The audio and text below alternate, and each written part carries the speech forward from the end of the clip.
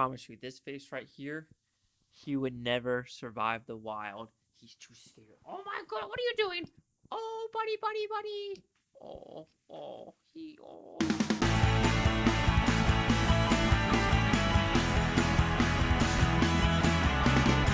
All right, so The Call of the Wild stars Harrison Ford as a dude that is writing a letter to his wife in the wild. Anyway, let's just get back to this story. Yeah, it has Harrison Ford in it, and it is actually two movies. It's about a dog named Buck, how he used to live, I think, in the Carolinas or something, but the North, aka Alaska slash Canadian territory, needs more dogs to do mail runs. So Buck gets stolen, gets sold, and now he's a mail dog.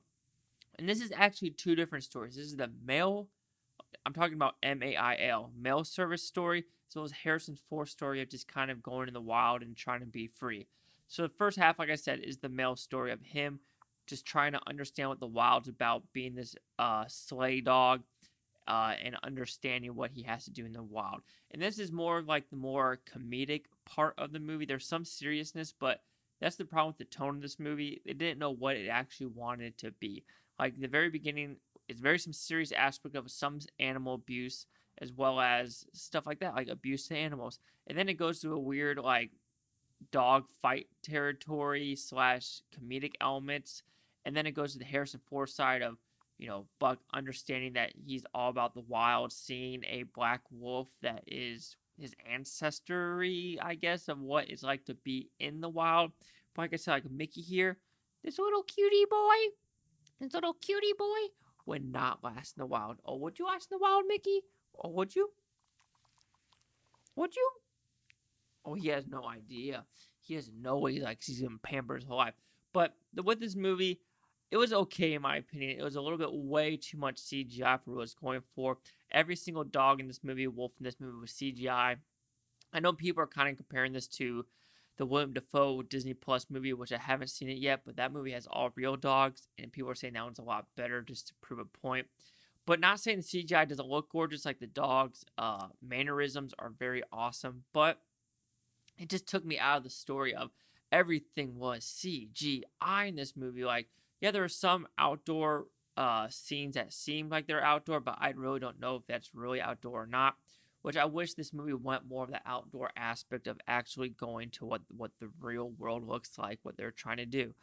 But the movie, like I said, to me, it was just the tones. It didn't know what it wanted to be. It didn't want to be a serious movie about a dog being abused and going through these different owners and trying to understand who this dog really is. People are talking to these dogs like Buck understands. Does he understand? I don't know. Usually dogs are just about food and being pet, like this one. If I don't pet him, he gets really like, what are you doing?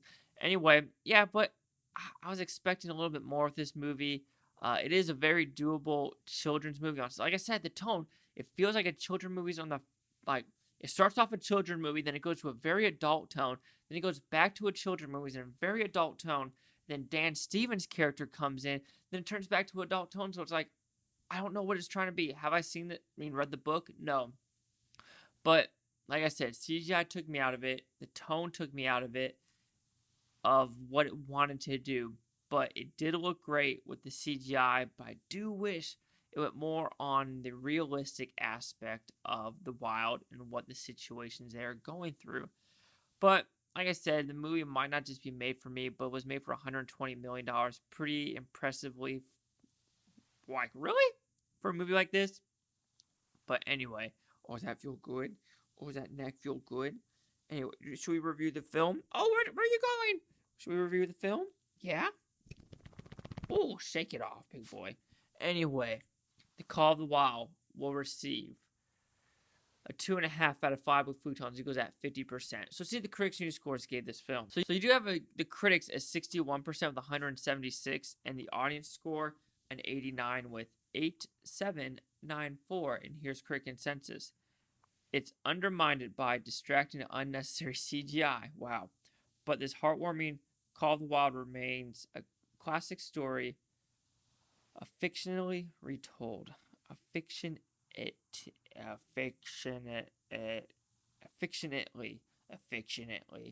Yeah, I try sometimes. Maybe that's why, because I don't understand. I'm going to do the Michael Bloomberg.